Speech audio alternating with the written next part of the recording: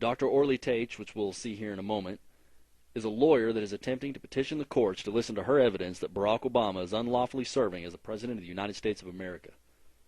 Her evidence not only raises the question of the validity of the President to hold his office, but also shows that Barack Obama spent over $1 million attempting to hide his birth certificate, has used Social Security numbers that aren't his own, has tampered with passport records, and that an officer that was a suspect in those tamperings attempted to collaborate with the FBI and was murdered. The following video clip that you're about to see was filmed by an American Resistance Movement member, Jim Stacoviak, of freedomfighterradio.net, shown here in the center. It was taken after the court hearing of a case filed by a major cook of the United States Army, shown here on the right, refusing to follow orders from an unlawful president and refusing to deploy to Afghanistan. Major is, he's not under oath to follow the orders of the president. We're not a banana republic where El Presidente decides. We are a nation of law and order. We're a nation of Constitution of the United States of America. And the orders have to be lawful. Based on the Constitution, Article 2, Section 1, the President and Commander-in-Chief has to be a natural-born citizen. Barack Hussein Obama Sr. was never a citizen of the United States. He was here on a student visa. At that time, Kenya was a British colony, and he was a British citizen. At birth, according to a British Nationality Act, Obama was a British citizen. At best, he had dual allegiance, dual citizenship, which is not allowed for the president and commander-in-chief. As a matter of fact, there is a famous letter from John Jay, the first Chief Justice of the Supreme Court, to George Washington, explaining that it's extremely important for the commander-in-chief to be a natural-born citizen so that he would not owe allegiance to any other nations. And that's exactly what we have with Obama. Well, a lot of people talk about him being born in Hawaii 2 years after Hawaii had been a state. Why? That is on natural. He was born on U.S. soil. Ma'am, did you hear a word that I was saying? I mean, you didn't hear a word. I told you that in order to be a natural-born citizen, you have to satisfy a two-pronged test.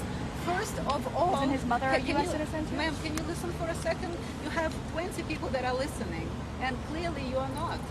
I have told you that in order to be a natural-born citizen, you have to satisfy two-pronged test. Both of your parents have to be U.S. citizens. His father was never a U.S. citizen. He was a British citizen, and Obama had British citizenship at birth. When he was 2 years old, Kenya became independent country, and he became a Kenyan citizen. And later on, when his mother immigrated to Indonesia, he became Indonesian citizen. You know what? If you were to look for somebody who is the least eligible to be the president of the United States, that would be Barack Hussein Obama with his British and Kenyan and Indonesian citizenship. It's a serious problem. Moreover, the state of Hawaii has a statute 338-5 that allows one to get a birth certificate based on a statement of one relative only without any corroborating evidence, meaning he could have been born in Kenya, he could have been born in Indonesia, God knows where, and his mother, all she had to do, just come to health department and tell them, my son was born here, and she would get a birth certificate in Hawaii. As a matter of fact, there were 2 reporters from Michigan that have stated that they have called Ambassador Oginga, Peter Oginga, ambassador of Kenya. There was a lengthy interview, and they asked him, Ambassador, will there be a monument in the place where President Obama was born? And what was his answer? Did he say, oh no, he was born in Hawaii? No, he did not say that. He said, of course, it's already being planned, it's already in the works, which means, I mean, the whole world knows he wasn't born here, and we became a laughingstock of the whole world only because of Obama's arrogance and because media did not confront him. The media wanted somebody liberal, somebody that they liked, young, liberal. They wanted to see something new, and didn't go and didn't investigate such important issues.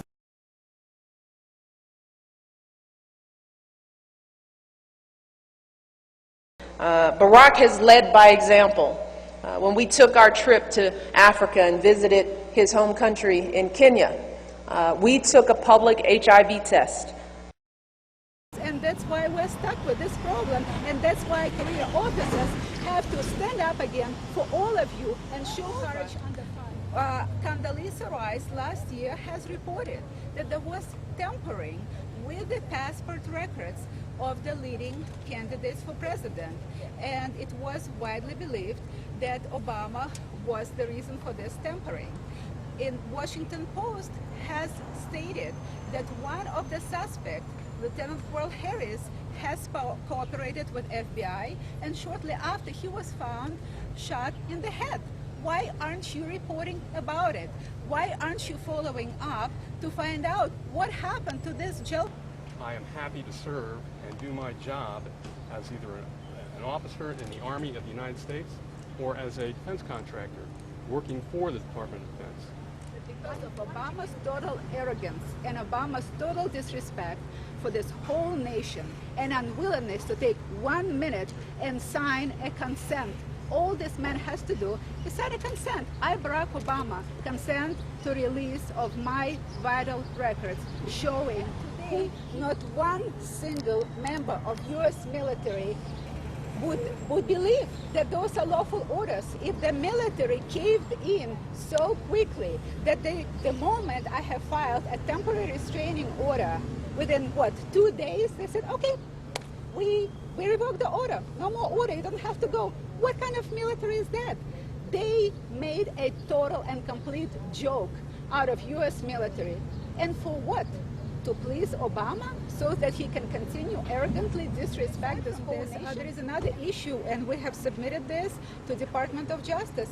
The fact that we found in databases 140 addresses for Barack Hussein Obama that are connected to 39 different social security numbers. And what is even more alarming and unthinkable, that the social security number that Obama used most frequently in Chicago, in Somerville, Massachusetts, and in Washington, D.C. was a social security number issued in the state of Connecticut. Obama never lived in the state of Connecticut.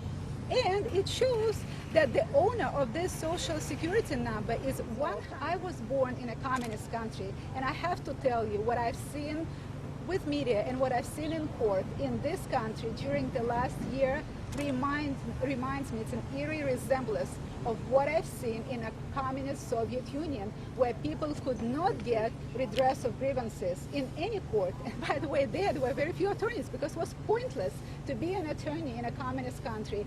And if we don't want this country to turn into a communist totalitarian regime, you people better do your job and knock on the door of the White House and demand answers from Obama. Demand that he finally produce his original birth certificate. It costs $10. I'll pay $10 for him to produce it. How about